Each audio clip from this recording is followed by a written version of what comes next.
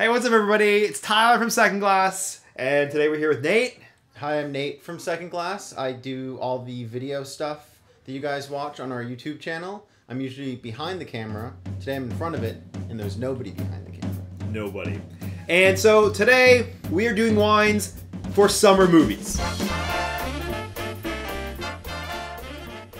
So Tyler doesn't know much about movies. He knows a lot about wine. Yes. I know a lot about movies and a little bit about wine, thanks to Tyler.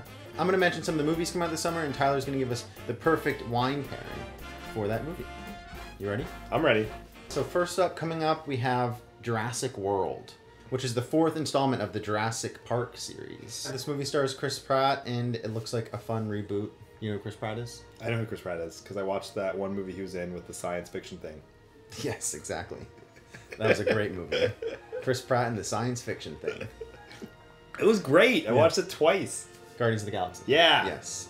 We're looking for a wine then that can be like a dinosaur, be big and bad and monstrous. We're looking for a monstrous wine. Monstrous wine. All right. Molly Duker Winery. It's out of Australia. They make these big, bold, like monstrous wines. They really are huge. They're high in alcohol. They're juicy. They're almost syrupy, but they're dry red wines. Like blood. Like the blood that's going to be shed in the movie. The labels are really cute and playful, but these are like kick-ass wines. They're super great wines. A friend once tasted them and he said this is the wine that Darth Vader would drink.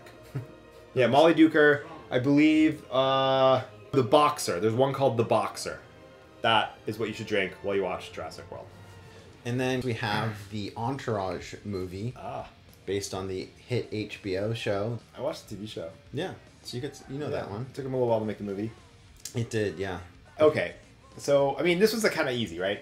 You want huge bottles of sparkling wine. Yeah. Like you could drink a normal sized bottle, but that's not very baller. And surprisingly, they're not that expensive. You can get a Magnum, which is a double bottle. It's like 1.5 liters. You can get a Magnum of Zone and Prosecco, Freshenet Cava for like $15. Like I think CVS sells them.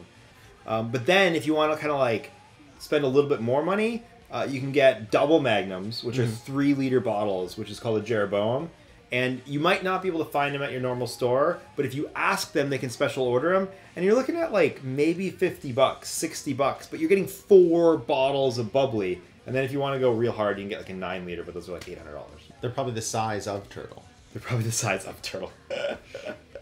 Yes, although he did lose some weight. He's more of a double Magnum now. Get a huge bottle of bubbly. There's the Fantastic Four coming out. A bunch of young scientists are in a lab. They get mutated and they get special powers. So is there any wines that are mutated in a lab to get special powers? Actually, all right, so it's not really mutated in the lab, but there's this grape, and it comes from Austria, and it's called Zweigelt. It was created by Dr. Fritz Zweigelt. Doctor like Dr. Doom. Like Dr.